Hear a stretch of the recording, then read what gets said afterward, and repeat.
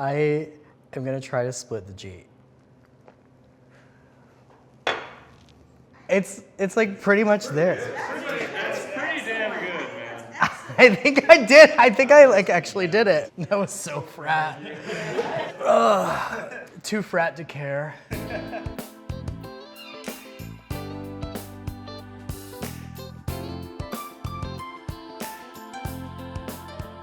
Hello everybody and welcome to another episode of Baketime, the March 2026 edition. For our monthly bake, we're gonna be making Nigella Lawson's chocolate Guinness cake. Come, let's take a journey, shall we? Nigella's chocolate Guinness cake is a perennial favorite among our readers. Even though it's not one of my recipes, I felt like I had to kind of give homage to such an iconic dessert from one of my personal culinary heroes, Nigella Lawson. I'm going to try to channel a bit of her today. It is a stout chocolate cake, and what that Guinness does to it is it brings out this incredible depth from the chocolate that you wouldn't otherwise get by just using buttermilk or simply an oil-based chocolate cake. It not only kind of adds flavor, but it also really helps this cake stay super moist. It's super, super dark, super rich, and it's delicious. And then it's topped with this beautiful, just like very standard cream cheese frosting, which that little bit of tang works well and balances out and offsets that like really stout cake. What are we doing on the couch? Let's get going. Come on.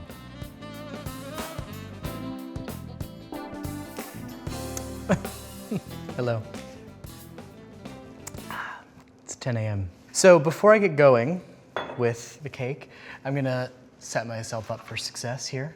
I'm buttering this 9-inch springform pan, but I have seen a lot of comments that say, you know, you can make this in just a normal 9-inch cake pan. I'm also gonna line it with parchment. So buttering and lining with parchment is gonna kind of give you the insurance in a regular cake pan anyway. So saith Nigella, so it shall be. This cake won't go all the way up the sides, but just for the sake of like being very thorough, I like to make sure that it gets all in the corners there too.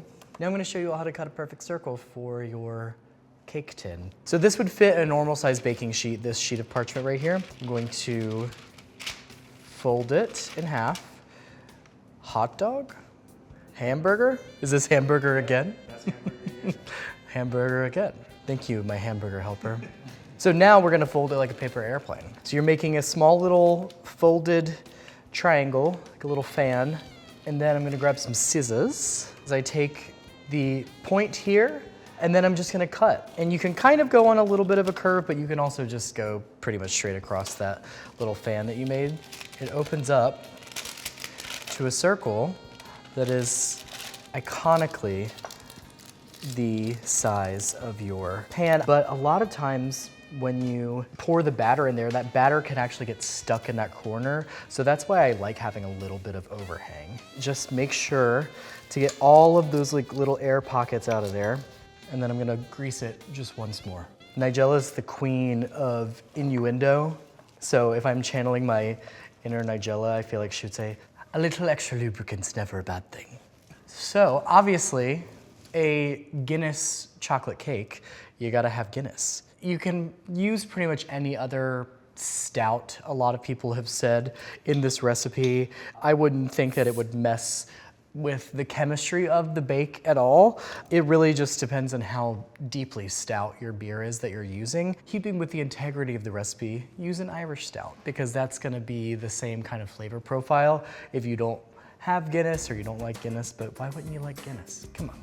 Guinness is actually one of the lowest calorie beer options you can get, which a lot of people don't know because when you drink one, it's like drinking a loaf of bread.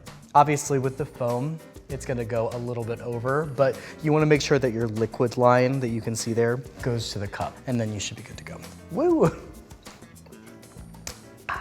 Over a medium heat, combine the butter and the Guinness just until it's melted. It doesn't need to bubble vigorously or anything like that. We're not reducing the Guinness. We're really just melting the two together as like kind of a liquid base for this recipe. So the Guinness is actually maintaining a bit of its carbonation, which is good. Like you want still some of that carbonation because it gives the cake like an even more tender crumb. Like that carbonation actually does things to the cake itself. take this off the heat and I'm going to add the cocoa powder and the superfine sugar, which is a very British thing. But if you do a 1-to-1 swap with granulated sugar, it should be fine. Because Guinness has such a stout richness, it's gonna react with that cocoa powder and really bring out this depth in the chocolate, but then the alcohols in the actual Guinness itself are also going to lend like soft, supple overall texture to the cake. So basically what this is doing is it's creating like almost like a chocolate syrup as our starter for the cake, which is gonna really ensure a super, super moist cake. Look at all that luscious chocolate. Sour cream is one of those ingredients that keeps cake, especially a snacking cake style like this, super soft. Some vanilla extract and 2 eggs. I just wanted to whisk pretty vigorously because I started off with a pretty lumpy mixture and I want to make sure that all of those lumps are gone, but also I wanted to make sure that the fat from the egg yolk also emulsifies with that fat from the sour cream. I feel like I am channeling my inner Nigella. I'm talking so much softer than I usually do. Add my sour cream mixture. Now this is still a little bit warm, but it's not like we need to temper the eggs or anything because we've had it off heat for a little bit by now. So the last part of this very lovely one-pot cake is just adding my dry ingredients. Now, we've got some baking soda, or as they would say, bicarb soda in England, and got the flour. Nigella just calls for you to add it in here. You don't have to whisk the dry ingredients together, which I think is really nice. Add the bicarb first and give it a slight little whisk, because once this goes in, I want to mix as minimally as possible. Now, one other thing here is salt. This recipe as written does not call for any salt. A lot of people in the comments have said, you know, a little bit of salt goes a long way. I always add salt to everything that I make. Any baked good, I'm adding salt. But I'm gonna add probably about 3/4 of a teaspoon to a teaspoon of salt in here, just because I think that salt is gonna be really integral in bringing out the chocolate flavor. Recipes, much like rules, are meant to be broken. This cake bakes at 350 for 45 minutes to an hour. There is something that ultimately happens to this cake that I don't want you to freak out about. It will kind of divot in the middle. I think that that's just like a pretty ubiquitous note among everybody who's made this over the years. It doesn't affect the texture. It's not gonna be underbaked. It doesn't affect the flavor. That's kind of just what it does. It'll come out flat, and then over time as it cools, it'll probably sink just a bit into the oven. Okay, fabulous. I think our cake's ready. Tug on the butter. Oh my. Oh, it looks so beautiful. You cool this cake completely in the pan. I'm gonna take the cake tester about 1 inch from the center, and it's wonderful, clean, gorgeous. And I'm just gonna let this cool on the wire rack. Because it's a pretty hefty cake, it might take about 1 hour to cool completely while I practice splitting my G. Now that's an innuendo. So the cake is cool. Now I'm gonna make my frosting and get going with it. So this is a very simple cream cheese frosting. I really am channeling my inner Nigella. I think I'm gonna break some rules and go a little off script today. You'll see. Nigella calls for you to make this either in a food processor or by hand. I hate cleaning a food processor. I think it's the dumbest kitchen task ever, other than grating. Cut to me grating a carrot. I hate grating things. I'm gonna swap in the rest. I would probably just make this with a hand mixer in my apartment, but because I'm a martyr, I'm gonna do it like this today with a whisk. Really, I just wanna break up my room temperature cream cheese to start, and once I add the powdered sugar, it's gonna actually loosen up the lunch. I never sift dry ingredients, but I always sift powdered sugar, because no matter how fresh the bag is, it's always gonna have lumps in it. Oh, and it's looking fantastic already. I am gonna add a little pinch of salt in here. Cream cheese already has salt in it, obviously, but I think this still needs it because we added a bunch of sugar. The next and final part of this recipe is to add a bit of heavy cream. And she calls for a 1/2 cup which will make the frosting really nice and velvety. But I think it could be really fun to add a little bit of Bailey's in here, because I'm not driving. Would be a really nice little nod to Ireland. I probably did like just a skosh over a third cup, and then I'm just gonna add probably about 2 tablespoons of this Bailey's to get me to a half cup of liquid. I mean, this is already looks gorgeous to me. It's got a really lovely texture. It's much looser than your, buttercream style frosting.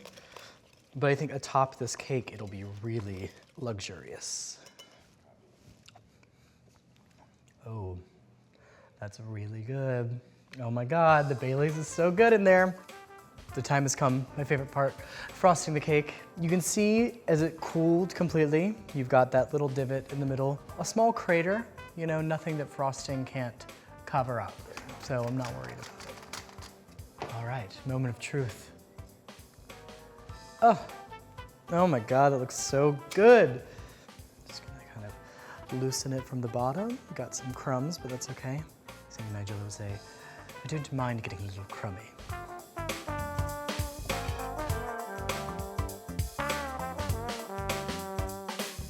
Let's frost this cake, shall we?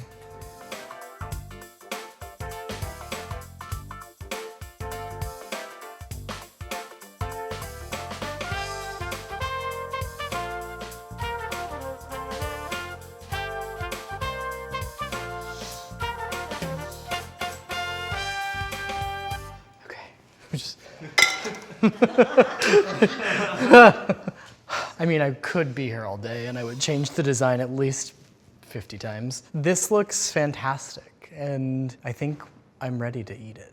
Now it's time to enjoy this gorgeous chocolate cake with a fresh pint. This cake cuts so beautifully. It's stunning. I can tell that it's incredibly moist when I cut into it. And that frosting, I mean, it really does look like a pint of Guinness, which I don't even think I thought about. That like foamy top. Give her a taste. The crumb is very tender, but it's also kind of springy. And the chocolate's coming through in this really robust way, but it's not bitter, and you're getting all those like kind of slightly stout notes from the Guinness itself. I think that honestly, the move is adding a little bit of Bailey's to the frosting. For such a simple cake that comes together so easily, like it just kind of goes to show that you don't need to break a sweat in order to have like a delicious afternoon treat. What does Nigella say? She says, simple but deeply pleasurable, and has earned its place as a standalone treat. Love Nigella, I just want to clean out with her, that saucy little minx. If you make this March monthly bake, which is the Guinness chocolate cake from Miss Nigella Lawson, please take a photo, send it to me, tell me how you altered it, amended it to fit your taste, your needs. Maybe you made it gluten-free, maybe you added some whiskey to the frosting. I would love to hear all of that. Thank you to everybody who made the February monthly bake, which is the chocolate mousse from Penny, one of my favorite desserts I've ever had in New York City. It was so fun to like bring this into my home, but also see how you brought it into your home. Thank you to Miss Nigella Lawson. You are an icon, a legend, a star, a true inspiration to me. If you want to find this recipe and many other baketime recipes, you have 2 options. The NYT cooking app and sign up for the baketime newsletter, because you will get this recipe and all of the monthly bake recipes for free. In this economy, just do it. Happy baking. Happy baking, darling. Happy baking, darling. Happy baking, darling.